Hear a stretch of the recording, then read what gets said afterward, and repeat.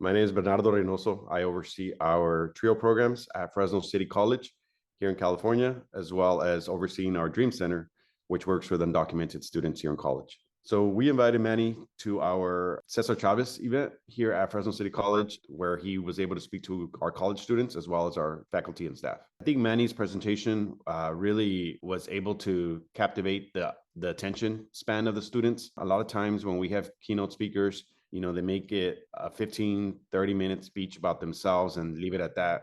Whereas with him, it was really, okay, I'm going to tell you a little bit about me, but now let's talk about you.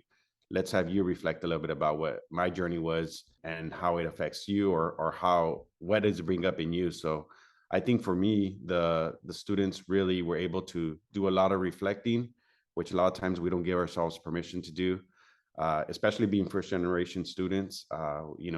We sometimes are maybe ashamed of our story or don't really want to open up. He really opened up that permission for us to do that.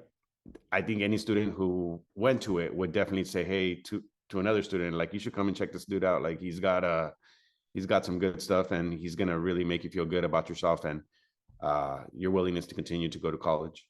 At the end of the event, I did have a staff person who came up to me and said, hey, when you were put on the spot and shared a little bit about your I made it moment, it really resonated with me, because that was similar to how I felt. And having known that staff person for quite some time, I really never heard it from her. So it was really cool to have that shared experience. And again, just seeing the students leave excited, happy, to have students say, hey, can I stay for the second presentation, when it wasn't about the students at that point. Now it was about the staff.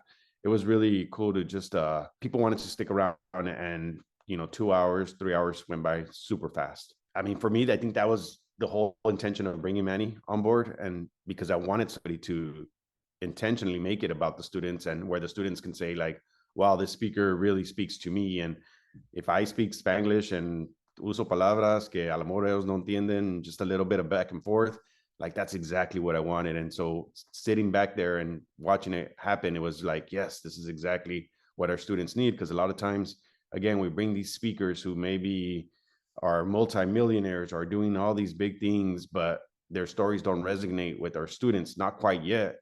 It's kind of like, okay, and now what? Like, did it really connect, or are we doing this just because this person's a big name already? And sometimes we bring like these equity speakers who use this huge jargon. Again, as educators, we're kind of used to hearing all this, but our students don't really want to hear that, or at least not yet. Like, they want to cotorear a little bit and like hear about his little love story and his heartbreak. Oh yeah, that's happened to me too. And like, let's eat some takis, just little things that like people in our culture like enjoy. And so that's really cool, like that he makes it about the students. And I'll share, even having students who are not Latino in there, like they got it, they can see the humor, they laughed, and so I had students afterwards who were not Latino in there, say that they really enjoyed it. So it was really cool.